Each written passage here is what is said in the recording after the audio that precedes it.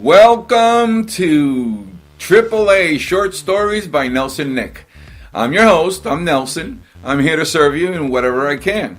First of all, I want to thank everyone who sent us a message to see what can be done to better our podcast. As you know, our very first podcast was the U.S. Air Force mattress, where we discussed the money, advancement, training, traveling, recreation, education, security, and satisfaction. Super. Thank you so much for letting us know what we did good or what we could do better. Today, I want to start giving out kudos. The kudos are going to be for my Budget Assistant 2019. If you have problems with the budget, if you want something very simple, we have my Budget Assistant 2019. It's located in our store at www.nelsonnicktv.com. Nelson, N-I-K, TV.com. It's in our store, and if you have $1.29, you could have it. Today I'm going to be speaking about the same thing. Budget Assistant 2019.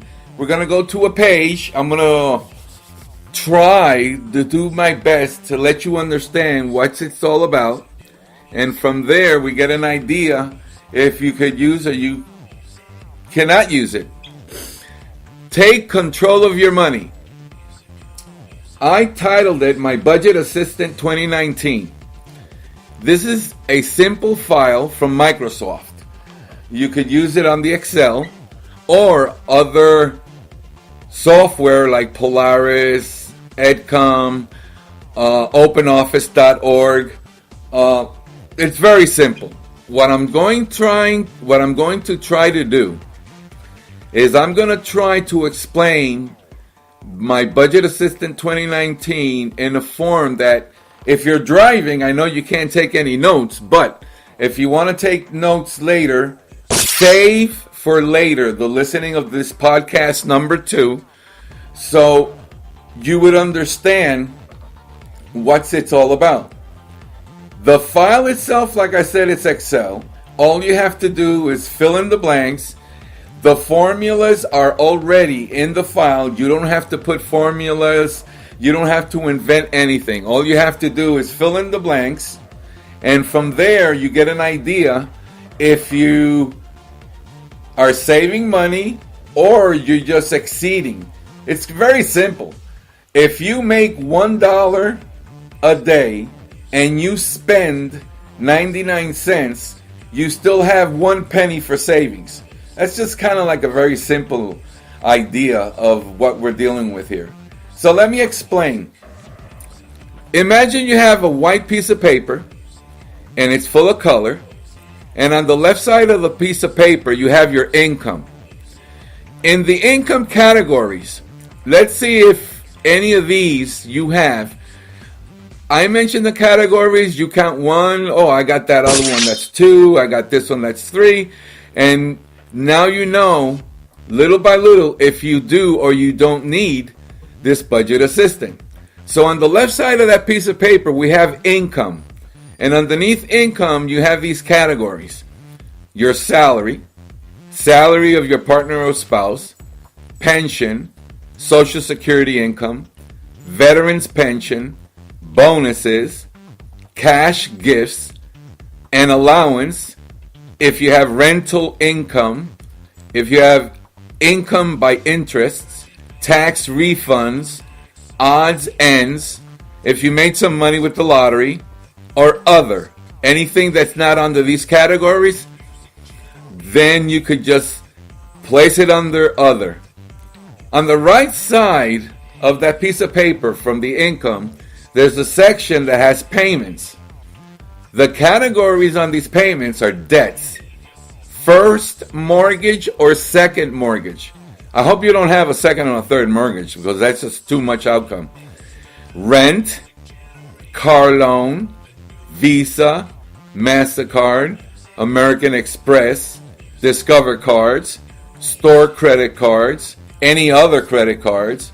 If you have to pay a personal loan, student loan, credit union loan, credit or reserve line, or any other payments like a furniture store, you have to pay Walmart, maybe Best Buy.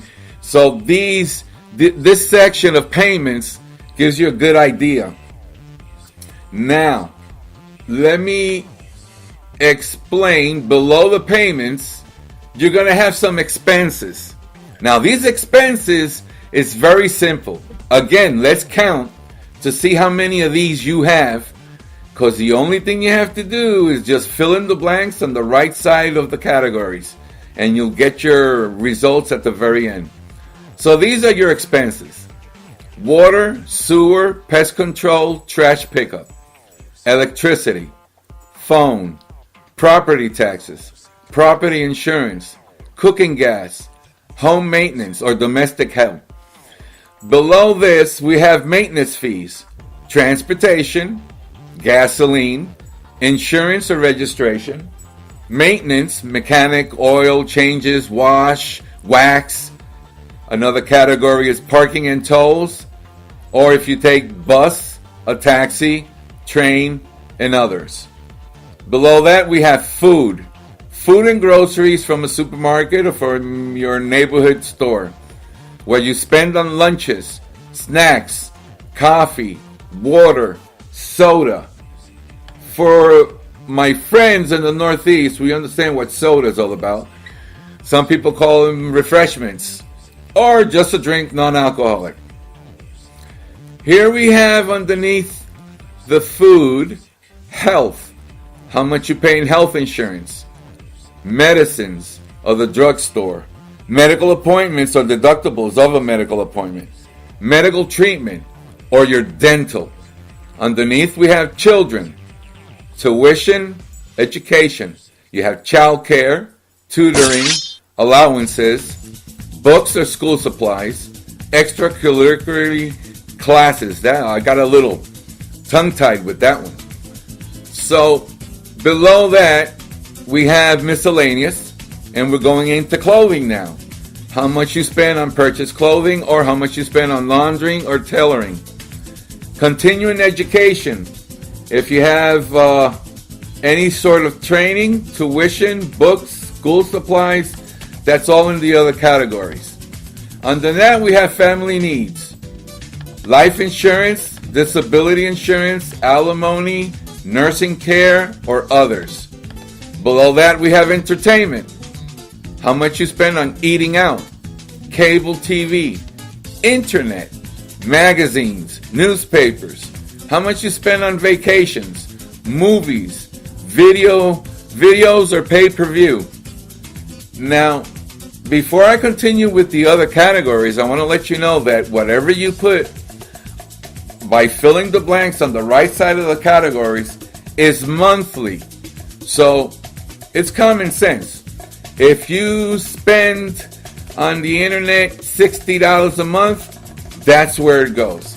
Now, a year, $720, you're not going to put $720 for a month, because it's just, well, first of all, you're spending too much on something that you should not be spending on. Below that category, we have miscellaneous: beauty salon, haircuts, emergencies, membership fees, cell phone or beepers. Wow, it's been a long time. I haven't seen a beeper in a long time.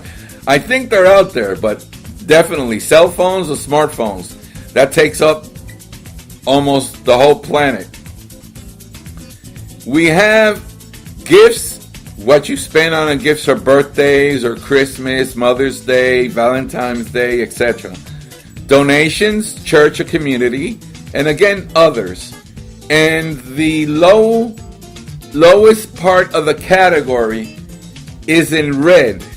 This is the one that you should be doing first before paying anything else. Savings.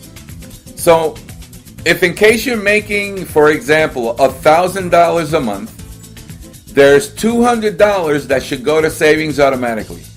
If it's just too much, at least a 10%, and savings should be $100.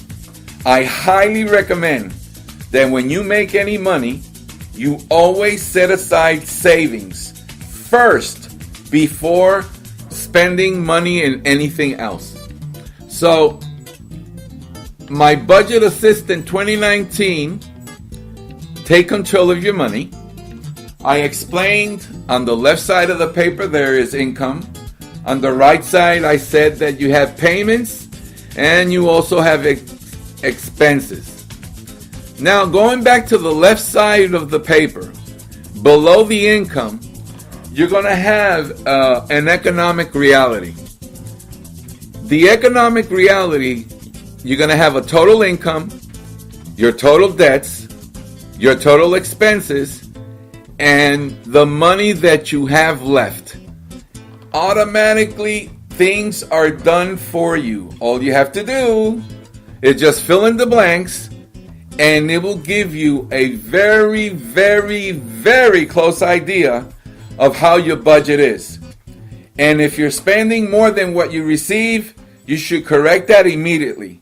You should never spend more than your income, because if not, you're looking towards bankruptcy. Chapter 7 or Chapter 13, corporate is 1112.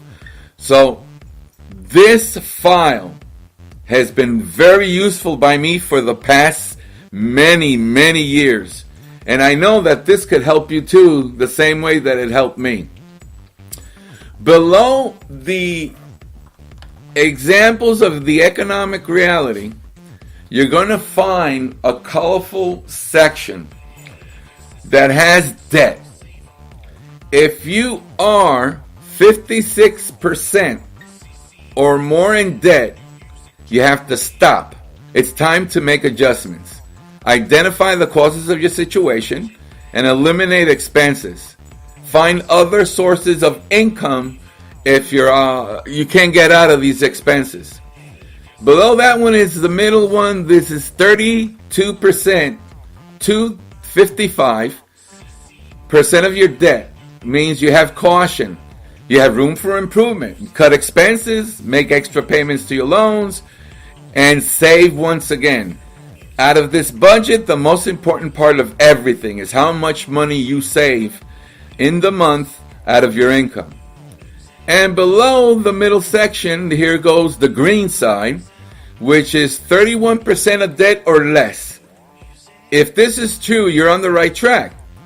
Study what you're doing, increase your savings, and this is the opportunity that you have to invest or buy. So, the mortgage payments should not exceed 28% of your income. Remember that. It's very simple. You have your income times 0.28, and there you should have the max of mortgage payments. If not, you need to correct. One thing I did was I was looking for homes in Central Florida, and there's a difference between variable and fixed. So I was lucky enough to get 4.125% fixed rate at 30 years. There's some companies out there that want you to go ahead and get your mortgage of a variable rate, and then every 10 years you have to resubmit and have to redo all your mortgage paperwork all over again. And they say that closing costs, no problem with the closing costs. It's okay. They'll add it to your mortgage. And if you spend $9,000 or $10,000 in closing costs, you're going to be spending about $40,000 or $50,000 total in the mortgage, including that $9,000 or $10,000 closing fees. No, that's wrong. That's not the right to do it. If you want to be safe, stay fixed. Don't go variable. So, to conclude the explanation, my Budget Assistant 2019, take control of your money. We explained income. We explained your payments. We explained your expenses.